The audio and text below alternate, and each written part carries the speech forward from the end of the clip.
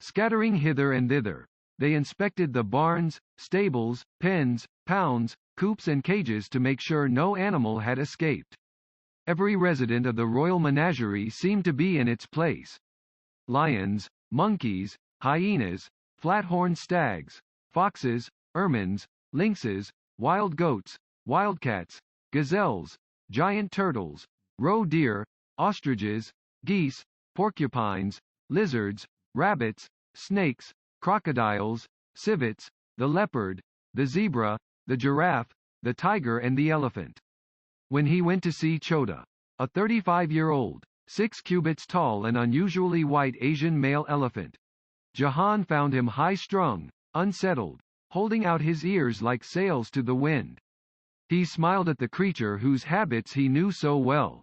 "What is it? You smell danger?" Patting the elephant's side, Jahan offered him a handful of sweet almonds, which he always carried ready in his sash.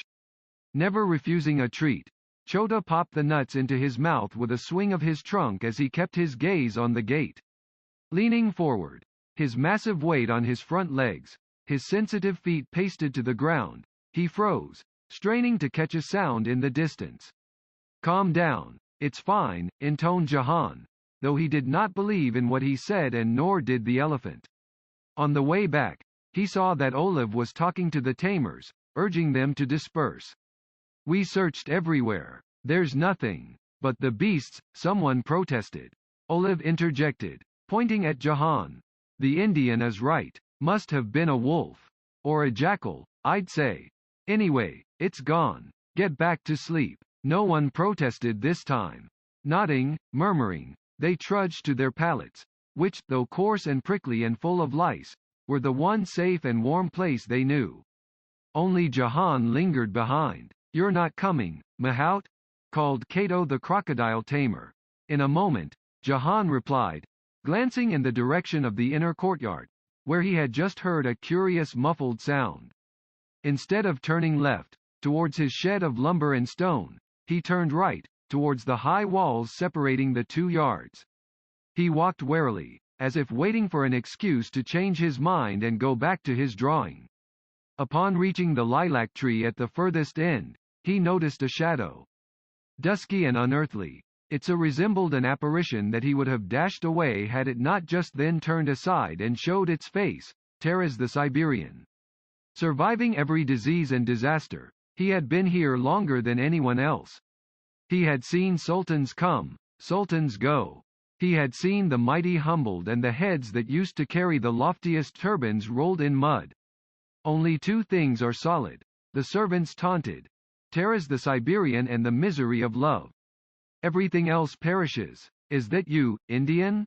Taraz asked. "The animals woke you up, eh?" "Yeah," Jahan said. "Did you just hear a noise?" The old man gave a grunt that could have been a yes or a no. "It came from over there," Jahan insisted, craning his neck.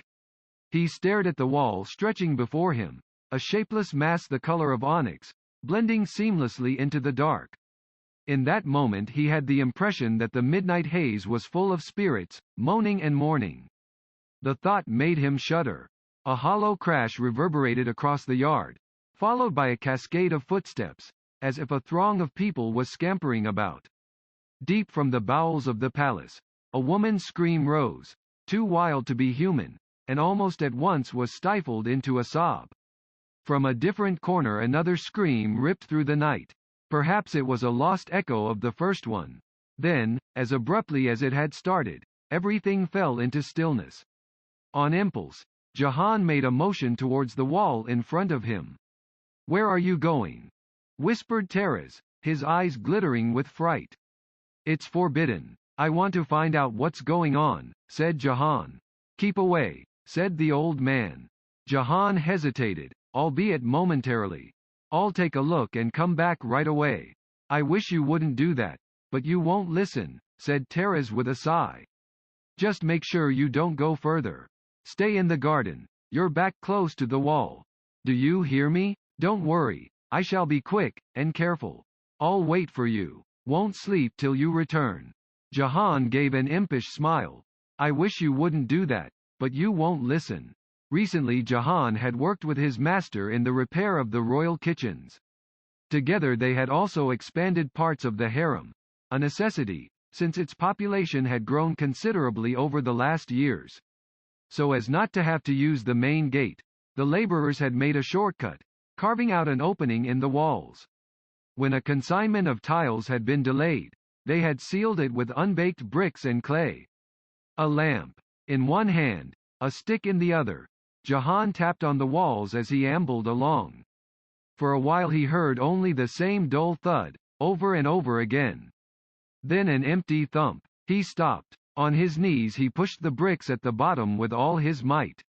They resisted at first, but eventually gave way. Leaving his lamp behind, intending to pick it up on the way back, he crawled through the hole and into the next courtyard. The moonlight cast an eerie glow over the rose garden, now a rose cemetery. The bushes, adorned with the brightest red and pink and yellow throughout spring, looked withered, burnished, spreading out like a sea of silver water. His heart was pounding so fast and so loud he was afraid someone might hear it. A shiver ran through him as he recalled stories of poisoned eunuchs, strangled concubines, beheaded viziers and sacks thrown into the waters of the Bosphorus, their contents still wriggling with life. In this city some graveyards were on the hills, others 100 fathoms under the sea. Ahead of him was an evergreen with hundreds of scarves, ribbons, pendants and laces dangling from its limbs, the wish tree. Whenever a concubine or odalisque in the harem had a secret that she could share with no one but God, she would persuade a eunuch to come here with a trinket that belonged to her. This would be tied to a branch, next to someone else's curio. Since the aspirations of one woman often went against those of another, the tree bristled with clashing pleas and warring prayers. Even so, right now, as a light breeze ruffled its leaves, mixing the wishes, it appeared peaceful. So peaceful, in fact, that Jahan could not help walking towards it, although he had assured Teres he would not venture this far. There were no more than 30 paces to the stone building in the background. Half hiding behind the bole of the wish tree, Jahan peered around very slowly, only to pull himself back at once. It took him a moment to dare to look again. About a dozen deaf mutes were scuttling left and right, going from one entrance through to another. Several were carrying what seemed to be sacks. The torches in their hands traced streaks of umber in the air, and each time 2 torches crossed paths, the shadows on the walls grew taller. Unsure what to make of the sight, Jahan sprinted towards the rear of the building, smelling the rich earth, his strides as imperceptible as the air he inhaled. He made a half-circle, which brought him to the door at the far end. It was oddly unguarded. Unthinking, he went in. If he started to reflect on what he was doing, he would be crippled by fear, he knew. Inside it was damp and chilly. Groping in the semi-dark, he went on, even though the skin on the back of his neck prickled and the hairs stood up. It was too late for regret. There was no going back, he could only move forward. He crept into a faintly lit chamber, sidling along the walls, his breath coming fast. He looked around. Mother-of-pearl tables with glass bowls on each. Sofas topped with cushions. Carved and gilded mirror frames. Tapestries hanging from the ceilings, and, on the floor, those puffed sacks. Glancing over his shoulder to make sure no one was coming, he inched ahead until he caught sight of something that froze his blood, a hand. Pale and slack, it rested on the cold marble, under a mound of fabric, like a fallen bird. As if guided by an external force, Jahan loosened the burlap sacks, one after the other, and opened them halfway. He blinked in confusion, his eyes refusing to admit what his heart had already grasped. The hand was attached to an arm, the arm to a small midriff. Not sacks at all. They were dead bodies, of children. There were 4 of them, all boys, laid side by side, from the tallest to the shortest. The oldest was an adolescent, the youngest still a suckling infant. Their royal robes had been carefully arranged to ensure they retained in death the dignity of princes. Jahan's gaze fell on the closest corpse, a light-skinned boy with ruddy cheeks. He stared at the lines on his palm. Curved, sloping lines that blurred into one another, like markings in the sand. Which fortune-teller in this city, Jahan wondered, would have foreseen death so sudden and so sad for princes of such gentle birth? They seemed at rest. Their skin glowed, as if lit from within. Jahan could not help but think that they had not died, not really. They had stopped moving, stopped talking, and turned into something beyond his comprehension, of which only they were aware, hence the expression on their faces that could have been a smile. Legs trembling, hands quivering, Jahan stood there, unable to stir. Only the sound of approaching footfalls yanked him out of the fog of his bewilderment. Barely mustering the strength but finding time to cover the dead, he made a dart towards a corner and hid behind a ceiling-to-floor tapestry. In a moment the deaf-mutes entered the room, bringing another body. They put it down beside the others, gingerly. Legs trembling, hands quivering, Jahan stood there, unable to stir. Only the sound of approaching footfalls yanked him out of the fog of his bewilderment. Barely mustering the strength but finding time to cover the dead, he made a dart towards a corner and hid behind a ceiling-to-floor tapestry. In a moment the deaf-mutes entered the room, bringing another body. They put it down beside the others, gingerly. Just then one of them noticed that the cloth on the corpse furthest away from him had slid off. He drew closer and looked around. Unsure whether it was they who had left it like that or someone else had sneaked in after they had left, he signaled to his companions. They, too, stopped. Together they started to inspect the room. Alone in the corner, a flimsy fabric separating him from the murderers, Jahan was breathless with fright. So this was it, he reflected. His entire life had come to naught. So many lies and deceits had carried him this far. Oddly, and not without sadness, he recalled the lamp he had left by the garden wall, flickering in the wind. His eyes watered as he thought of his elephant and his master. Both must have been innocently asleep by now. Then his mind wandered to the woman he loved. While she and others were safely dreaming in their beds, he would be killed for being where he was not supposed to be and seeing what he was not supposed to see. And all because of his curiosity. This shameless, unbridled inquisitiveness that all his life had brought him only trouble. Silently, he cursed himself. They should write it on his gravestone, in neat letters. Here lieth a man too nosy for his own good, animal tamer and architect's apprentice. Offer a prayer for his ignorant soul. Pity, there was no one to relay this last wish for him. The same evening, in a mansion at the other end of Istanbul, the Kaya was awake, a rosary dangling from her hand, thumbing the beads. Her cheeks wrinkled as dry raisins, her thin frame hunchbacked, she had gone blind with age. Still, as long as she was within the confines of the master's abode she had excellent sight. Every nook and cranny, every loose hinge, every creaky stair. There was no one under this roof who knew the house as well as she did, and no one as devoted to its lord and master. Of this, she was certain. It was quiet all around, save for the snoring that rose from the lodgings of the servants. Every now and then she caught a soft breathing, so faint as to be scarcely perceptible, from behind the closed library door. Sinan was sleeping there, having worked till late, again. He would ordinarily spend the evenings with his family, retreating before supper to the haremlik, where his wife and daughters lived and where no apprentice ever ventured. But tonight, as on many nights, after breaking his fast, he had gone back to his drawings and fallen asleep amid his books and scrolls, in the room that welcomed the sun before the rest of the large, generous house. The Kaya had prepared a bed for him, spreading a mat on the carpet. He worked too much, despite being 85 years old. At his age a man ought to rest, eat well and make his devotions, surrounded by his children and grandchildren. Whatever strength was left in his limbs he should use to go on a pilgrimage to Mecca, and if he perished on the way there, all the better for his soul. Why was the master not getting ready for the hereafter? And if he was getting ready for it, what on earth was he doing on construction sites, his elegant kaftans covered in dust and mud? While the Kaya was cross at the master for not taking better care of himself, she was also cross at the Sultan and at every passing vizier for working the man so hard, and she was furious at Sinan's apprentices for not removing the extra load from their lord's shoulders. Lazy lads. Not that they were lads anymore. She had known the four of them since they were clueless novices. Nicola, the most talented and the most timid. David, eager and earnest but impatient. Yusuf, mute and full of secrets, like a dense, impenetrable forest. And that Indian, Jahan, who was always asking questions.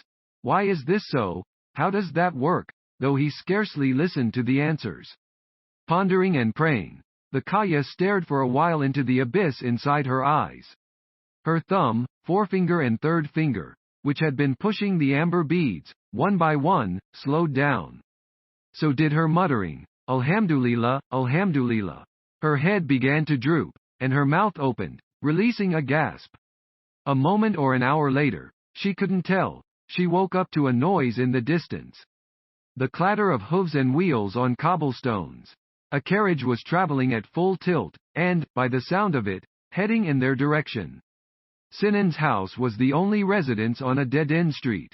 Should the carriage round the corner, it could be coming only for them. A shudder ran through her, as if a sudden chill had passed down her spine. Murmuring a prayer against unholy spirits, she stood up briskly, despite her years. With short, swinging strides she went down the stairs, along the corridors and out onto the patio. Divided into raised terraces, adorned with a pool and redolent of the sweetest fragrances, the garden filled the heart of every visitor with joy.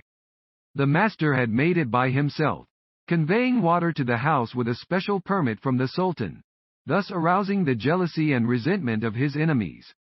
Now the water wheel turned serenely, its steady gurgle assuring her with a predictability that life itself always lacked. Above her, the moon, a sickle of silver, hid behind a cloud, and for a fleeting instant, in slate gray, the sky and the earth were welded together. Down the path to her right there was a steep-sided grove, and, far below, a boston where they grew herbs and vegetables. She took the other path, wending her way up towards the courtyard. On one side stood a well, its water icy cold, winter and summer. Clustered in the opposite corner were the privies. She avoided them, as she always did. The jinn held their weddings there, and whoever disturbed them in the pitch of night would be left crippled until doomsday, the curse so strong it would take 7 generations to wipe it out. Since she hated using a chamber pot even more than visiting the privies in the dark, every day after dusk the old Kaya would stop eating and drinking, so as not to be at the mercy of her body. Distraught, she reached the gate that opened onto the street. Of 3 things in this life she expected no good. A man who had sold his soul to Shaitan. A woman proud of her beauty. And the news that could not wait till the morning to be delivered. Shortly the carriage came to a halt on the other side of the high fence. The horse gave a snort. Heavy footsteps were heard. The Kaya smelled sweat in the air. Whether of the beast or of the messenger, she couldn't tell. Whoever this intruder was, the old woman was in no hurry to find out. First she needed to recite Surah al-Falaq 7 times. I seek refuge with the Lord of the Dawn, from the evil of everything he has created and from the evil of the dark and from the evil of the women who blow on the knots. In the meantime, the messenger was tapping on the door. Polite but persistent. The kind of knocking that would escalate into pounding if left unanswered for a bit too long, and indeed, very soon, did so. The servants, only just waking up, scurried to the garden one by one, carrying lamps, pulling their shawls over their gowns. Unable to postpone the moment any longer, the Kaya uttered Bismillah al-Rahman al-Rahim * and drew back the bolt. A stranger appeared as the moon slid from behind the clouds. Short, stocky and, by the shape of his eyes, a Tatar. A leather flask across his shoulder. A swagger in his pose, he frowned, not hiding his annoyance at finding so many people watching him. I come from the palace, he announced, in an unnecessarily loud voice. The silence that ensued was anything but welcoming. Need to talk to your master, the messenger said. Straightening his shoulders, the man was about to walk in when the Kaya raised her hand, stopping him. Are you entering right foot first? What? If you are crossing this threshold, You ought to come in with your right foot first. He peered down at his feet, as if he feared they might run away. Then the messenger took a careful step. Once inside, he proclaimed he was sent by no other than the Sultan himself on a matter of urgency. Though he didn't need to say any of this, they had all understood as much. I've been ordered to collect the chief royal architect, he added. The Kaya trembled, her cheeks drained of color. She cleared her throat, the words she could not utter piling up inside her mouth. She would rather inform this man that she could not disturb the master, who had already slept so little. But, of course, she said no such thing. Instead she muttered, "You wait here." She turned her head to one side, her eyes flittering into empty space.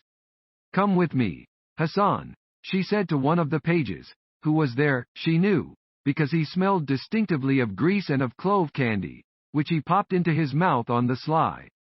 They set off, she leading the way, the boy following with a lamp.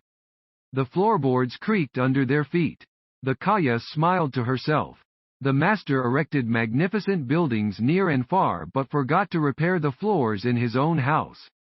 Upon entering the library, they were surrounded by a balmy smell. The scents of books, ink, leather, beeswax, cedar rosaries and walnut shelves. "Effendi, wake up," the Kaya whispered, her voice soft as silk. She stood still, listening to the rise and fall of her master's breathing. She called again, louder this time. Not a stir. The boy, meanwhile, having never been this close to the master, was scrutinizing him. The long, arched nose, the wide forehead with deep lines, the thick, hoary beard that he restlessly tugged at when lost in thought, the scar on his left eyebrow, a reminder of the day when, as a youngster working in his father's carpentry workshop, Sinan had fallen on a wedge. The boy's gaze slid to the master's hands. With strong, bony fingers and rough, calloused palms, they were the hands of a man accustomed to outdoor work. The third time the Kaya called his name, Sinan opened his eyes and sat up in bed. A shadow fell on his features as he saw the two figures by his side. He knew they would never have dared to awaken him at this hour unless a calamity had occurred or the city had burned to the ground. A messenger arrived, the Kaya explained. You are expected in the palace. Slowly, Sinan heaved himself out of bed. May it be good news, inshallah. Holding out a bowl, pouring water from a pitcher and feeling rather important, the boy helped his master to wash his face and get dressed. A pale shirt, a kaftan, not one of the new ones but an old, brown one, thick and trimmed with fur. Together the three of them clambered downstairs. The messenger bowed his head upon seeing them coming. I beg your pardon for disturbing you, Effendi, but I have commands to take you to the palace. One must do one's duty, Sinan said. The Kaya interjected, can the boy accompany the master? The messenger raised an eyebrow, staring directly at Sinan. I've been instructed to bring you and no one else. Anger, like bile, rose in the Kaya's mouth. She might have snapped had Sinan not placed a calming hand on her shoulder and said, it'll be fine. The architect and the messenger walked outside into the night. There wasn't a creature in sight, not even a stray dog, of which there were so many in this city. Once Sinan was settled in the carriage, the messenger closed the door and hopped up onto the seat next to the driver, who had not spoken a single word. The horses lurched, and soon they were speeding through the drab streets, bobbing up and down. To hide his unease, Sinan moved aside the tightly drawn curtains and stared outside. As they galloped through crooked streets and under boughs that bent with sorrow, he mused on the people sleeping in their homes, the rich in their konaks, the poor in their shacks. They passed by the Jewish quarter, the Armenian quarter and the neighborhoods of Greeks and Levantines. He observed the churches, none of which were permitted to have bells, the synagogues with square courtyards, the mosques roofed with lead, and the mud brick and wooden houses that leaned against each other as if for solace. Even the gentry had their houses built of poorly baked bricks. He wondered, for the 1000th time, how a city so rich in beauty could be crammed with houses so poorly built. Finally, they reached the palace. At the end of the first courtyard the carriage drew to a halt. The palace runners came around for help, their movements deft and practiced. Sinan and the messenger made their way across the middle gate, which no one save the Sultan could pass through on horseback. They strode past a marble fountain that glowed in the dark, like a being from another world. The pavilions by the seaside, which loomed up in the distance, resembled sulky giants. Having recently expanded parts of the harem and renewed the imperial kitchens, Sinan was quite familiar with his surroundings. Suddenly he stopped, seeing a pair of eyes looking at him from the depths of the dark. It was a gazelle, big, shiny, liquid eyes. There were other animals around: peacocks, turtles, ostriches, antelopes. All of them were, for a reason he could not comprehend, awake and alarmed. The air was chilly and crisp, tinged with myrtle, hellebore and rosemary. It had rained earlier in the evening, and the grass yielded beneath their feet. The guards moved aside to let them pass. They reached the massive stone building, the color of storm clouds, and passed through a hall illuminated with tallow candles trembling in the draught. After crossing 2 chambers they halted in the third. No sooner had they reached this room than the messenger excused himself and vanished. Sinan squinted to accustom his eyes to the vastness of the place. Every picture, every cushion, every ornament cast eerie shadows that squirmed and writhed on the walls as though they raved to tell him something. In the opposite corner the light was softer. Sinan winced when he noticed the sacks on the floor. Through an opening he could see the face of a corpse. His shoulders sank, his eyes watered, as he observed how young the boy had been. He understood. There were rumors this would happen, though he had refused to believe them. Dazed, aghast, he staggered against the wall. His prayer, when he could find the words, was slow, interrupted by a gasp each time he fought for breath. He had not yet said Amin, not yet wiped his face with both hands, when a creak came from behind him. Finishing his prayer, he glared at the tapestry hanging on the wall. He was sure that was where the sound had come from. His mouth dry as chalk, he shuffled towards it and pulled the fabric aside, only to find a familiar figure, shivering and sallow with fear. Jahan, master, what are you doing here? Jahan leapt out, thanking his lucky stars. The stars that had sent not the deaf mute to throttle him but the one person in the entire world who could come to his rescue. On his knees, he kissed the old man's hand and put it to his forehead. You are a saint, master. I always suspected. Now I know. If I get out of here alive, I shall tell everyone. SSSH. Don't speak nonsense and don't shout. How did you get in? There was no time to explain. Footfalls pounded down the corridor, echoing off the high ceilings and ornamented walls. Standing up, Jahan inched towards his master, hoping to become invisible. The next moment Murad III entered the room, his entourage following. Not tall, rather portly, he had an aquiline nose, a large beard close to blonde and bold brown eyes under arching brows. He paused, deciding which tone to employ, his soft one, his harsh one or his harshest one. Sinan quickly composed himself, kissing the hem of the sovereign's kaftan. His apprentice bowed low and went rigid, unable to look up at the shadow of God on earth. Jahan was puzzled not so much by the Sultan as by finding himself in his imperial presence. For a Sultan Murad had now become. His father, Selim the Sot, had tripped on wet marble in the hammam, falling to his death, 3 sheets to the wind, so they gossiped, even though he had repented of his ways and sworn never to touch wine again. Just before dusk, amid much adulation and praise, and a cascade of fireworks, drums and trumpets, Murad had been girded with the sword of his ancestor Osman and proclaimed the new Padishah. Outside, far off, the sea soughed and sighed. Not daring to budge, Jahan waited quiet as a tomb, sweat breaking out on his forehead. He listened to the silence weighing down his shoulders, bringing his lips so close to the floor he could have kissed it like a cold lover. Why are the dead here? Asked the Sultan as soon as he glanced at the sacks on the floor. Have you no shame? One of his attendants replied immediately. We beg your pardon, my lord. We thought you might wish to see them one more time. We will take them to the mortuary and make sure they are respected as they should be. The Sultan said nothing. He then turned towards the figures kneeling down before him. Architect, is this one of your apprentices? Sinan replied, he is, Your Highness. One of the 4. I had asked for you to come alone. Did the messenger disobey my orders? It's my fault, Sinan said. Forgive me. At my age, I need help. The Sultan considered this for a moment. What is his name? Jahan, my felicitous lord. You might remember him as the Palace Mahout. He looks after the white elephant. An animal tamer and an architect, the Sultan scoffed. How did that happen? He served your glorious grandfather, Sultan Suleiman, upon whom be Allah's peace. Seeing his talent in building bridges, we took him into our care and have trained him since he was a youngster. Unheeding, the Sultan murmured, as though to himself, my grandfather was a great sovereign. He was praiseworthy like the prophet he was named after, my lord.